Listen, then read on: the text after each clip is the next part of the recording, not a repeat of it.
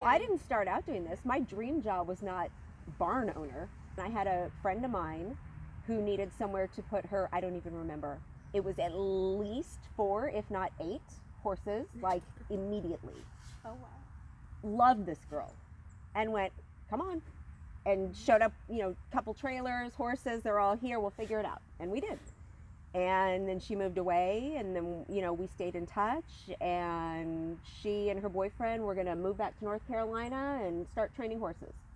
And he was a certified clinician, and she had been doing it for years, like unofficially. Mm-hmm. And we went, okay, well, come on. We put in the power, we put in the water. They lived in their horse trailer and built all the stalls that are in our arena. Those were not there before them. We built those for them. Mm-hmm. And they started training, and I started boarding. I had other people's horses, 1 or 2, to support my horse habit before, right? That's the goal. Right. But now all of a sudden I have a training barn, and I'm a slave. I worked all day. I didn't ride. I worked. Hay and feed, and you don't realize how much goes into this. And then they got an amazing opportunity up north and moved, and I went, I'm done. And the phone's ringing, right? Because people know who we are. Great, you have openings? Nope, we're full. I kept 1 boarder, Diana and Roland. That's it. We're full, our horses and hers. And phone call, and I'm like, I'm not doing that again. I never want to do that again. And Whitney, who's got Bubba, was on our wait list. She was one that was like, well, can I be on the list for when you have an opening? Sure. And she'd call back. And like her 3rd call, she was adamant. What is it going to take to get in there? You are where my horse needs to be. And I went, oh. Well, you would have to come over, have a glass of wine, shoot the shit, meet my other boarders, and we'd have to just see how it goes. And she said, great, what time? And I went, this chick might be my people. And I said, come by tomorrow. And Diana came to the barn, and she came to the barn, and we met, and we clicked, and that was it. I can do this. I can do this on my terms, right? Yep. I can set the rules. I can set the boundaries. I can be the crazy, unrealistic, here's what we're doing. I even said I'd have to meet your horse and see his stall to make sure he wasn't a pig. And after we met that day, she said, well, do you want to go meet Bubba? And I went, no, I was being dramatic. And she goes, it's right down the road. And I went, oh, okay. And we did, and we met him. But I got to do it on my terms. So then, we invited Liz into the family. Right? And Liz was one that we only had talked on the phone, right? She lived in another state. And when she finally did show up for the barn tour, she's like, can we hug? Like, I feel like we should hug. Pre-pandemic. Yeah. But like we were already friends. We had talked so much. And it just kind of went from there, where I said, if we ever get more land, because we were small before, I would totally do this. I love this. On my terms. Yeah. I would love to take care of more people's horses and build my herd, And when we got this property, which we almost got 3 others, they all kind of fell through at the last minute. We maybe would have been in Huntersville. We maybe would have been over on the water over here, which is a great place. We were this close to getting that one. Didn't work out.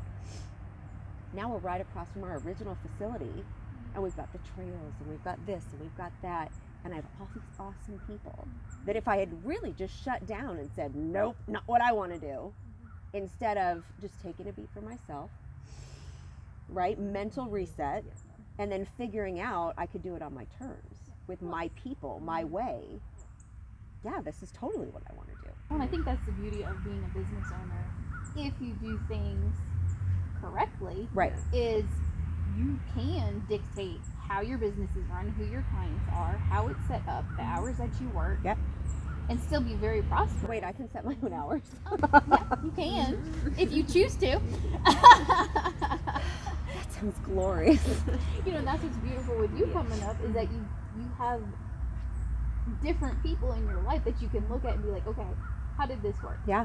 How does it work? What were your challenges that you had? Because I can say, when I started My Body and Soul in 2009, I never envisioned what it would be like today. Yeah. Mm-hmm. And looking back, it's like all the trials and tribulations, I wouldn't have changed anything. And yet, I've done it all on my terms. Yeah. I'd change a few, but yeah. I would, and I wouldn't change anything. And it's one of those where people can look at me and say I'm crazy, but I can raise my daughter. Yep. I can be successful. I can make a difference. Yep. I can help horses. I can take a break when I want. It's your life for on your the terms. most part-ish. Sure. You're helping veterans. I love it. Yeah, I love You're that. making a I difference love that. in that. I don't fit anybody else's box. No. I've created my Oh, me own neither. box, Love it. And I love it. Yeah. I don't know what I would do if I were, I don't know what it would look like to work for somebody else. I've done But it. it's so possible to create your own reality. Yeah. I need and to elect create what my you own want. box. I like that. You've been working on that. Yeah. Little side project. Yeah. Yeah. Oh, that's right. That's Uh-huh. right. That's right. I Uh-huh. am creating my box. And I support you 100%. I know. It's going to be And great. it's here. Yeah. It would. Oh, be. she lives here now. I know. I know. love it. Yes. I just need to build tiny houses for like all my favorite people, Yes. and not just grow my tribe, my herd, but like grow my little compound.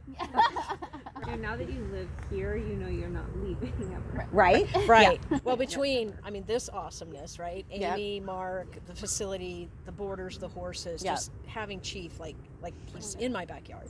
My neighbor, the sweet Mama Jean, Oh my baked me a goodness. cake. Yeah. Oh. She's Like, the best. like around Thanksgiving, and Yeah. I just thought I got the cake, and I was like, okay, I wasn't gonna leave. Now I'm never Right. leaving. Never leaving. Bobby and Kathy are so amazing. Like, we're the best neighbors. Yeah, they're very, Yeah. very, very sweet. Very just love the area, and just love that I'm so close to my horse, Yeah.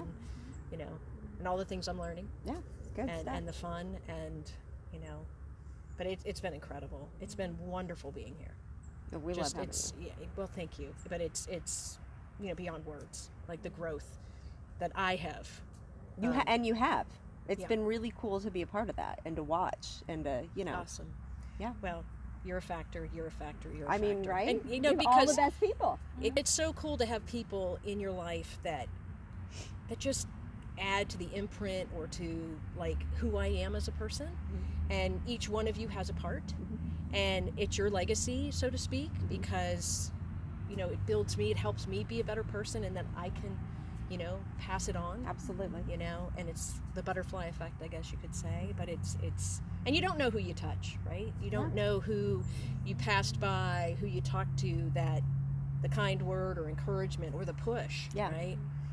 Or the question, why are you doing that? Like, what are you doing? It's a great conversation. I love that. Yeah. Like, they're in my circle. Yeah. I need that. We all do. We all need accountability, and to have people that you can trust to hold you accountable and to be receptive to being held accountable. Yeah. Right. Well, I think that's what goes back to who you let in and what you let in. Is yes, 2020 was an extremely hard year for so many people.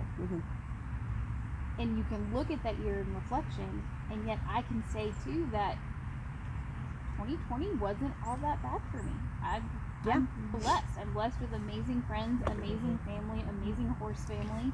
And yes, I understand that 2020 had its challenges, and yet I look at it as here we are on the other side, not knowing what's coming forward, and yet I joke, if we stay at the farm, we stay true to ourselves and stay within our people and our bubble, then all that other stuff can't overtly affect it. And if it does, you still have that support to lean on when it does. And you have the choice to be affected by it. Yes, a lot of stuff sucks right now, but do you have to let it ruin your world, your mood, your attitude? Yeah. You don't. Be all you think about and talk about. Right. Yeah. It's a choice. Yep. Definitely a choice. We've had those people at the barn too. Bye-bye. I joke, just keep me on the farm. Yep. The horses. The That's where people, I'm at. I'm good. Yeah. And we don't leave the farm very often. So little, in fact, that when we do go to leave, half the time the truck doesn't start. Because it's like, how many weeks has it been since we've gone anywhere? What motivates you? What do you love about it? I don't know that I'm the right person to ask that to, because I'm on autopilot, and you've seen me. I go from about 6 a.m. until I just crash at the end of the day. And it's not healthy.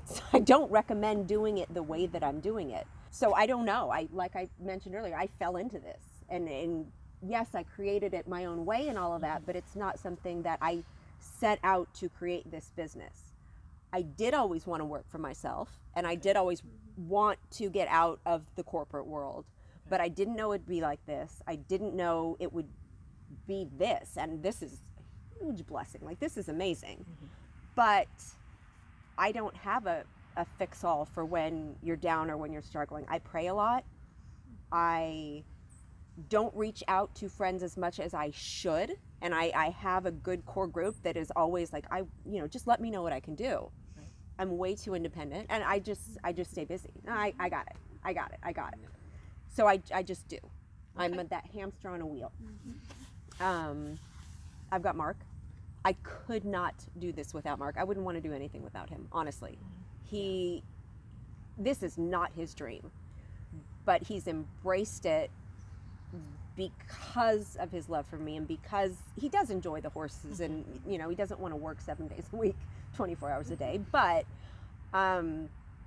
that's how I do it, is with his support and his love and his encouragement, and that's who encourages me when I'm down. Even if I don't seek it, he can see, he knows you're about to break. Yeah, he knows you. Yeah, he does.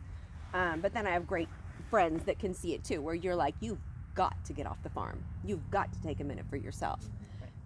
Like that. So, just have a good group of people around you to hold you accountable and keep you in check. Know what you want, know your boundaries, and don't get so caught up in it all that you can't stop, that you're not just a snowball rolling down the hill.